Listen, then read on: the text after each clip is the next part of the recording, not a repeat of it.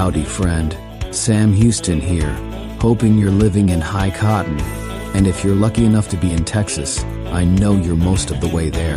Now enjoy your daily dose of Texas history and Texas pride.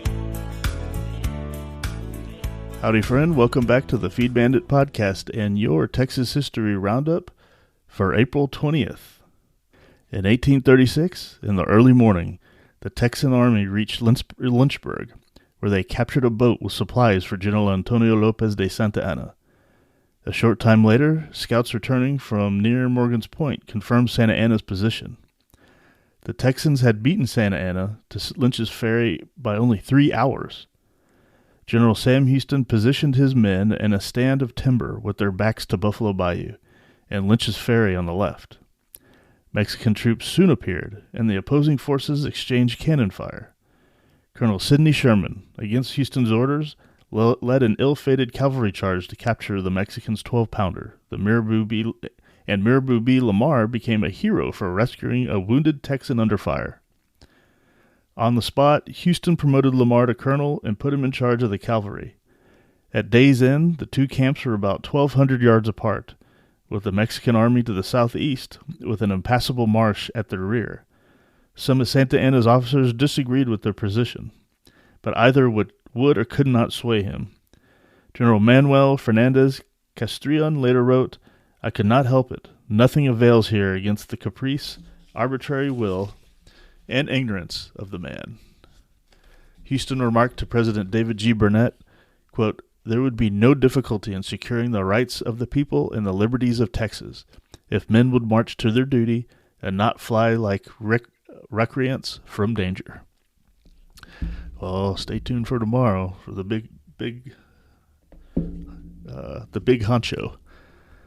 In 1838, Michael Menard and other investors, after purchasing 4,605 acres around the harbor and platting the parcel in gridiron fashion, began selling lots in the town they named Galveston. The bay had been named for Bernardo de Galvez, the Viceroy of Mexico, in 1785. It had briefly been the location of Jean Lafitte's pirate camp called Campeche in 1821, and Mexico had established a customs house on the island in 1830. In 1875, Margie E. Neal, the first woman to serve in the Texas Senate, was born near Clayton. Neal was elected from Panola County in 1926 and served 4 terms.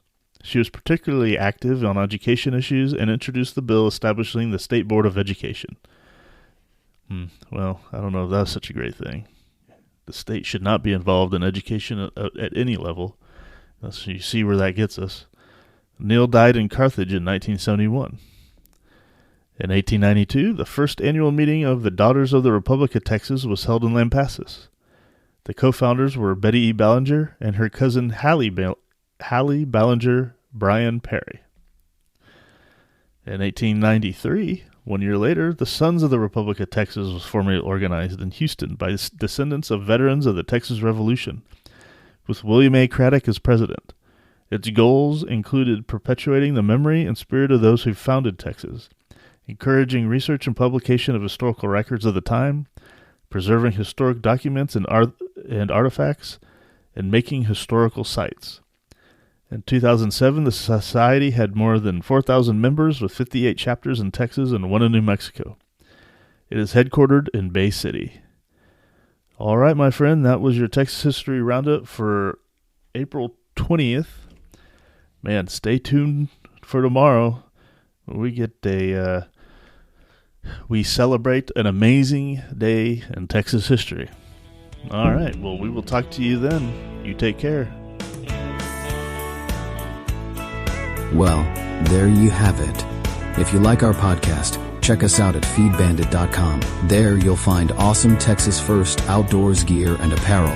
Your purchase helps support the Bandits and keeps this podcast on the air, fighting for you and for Texas. Remember, preserve the tradition, protect the legacy.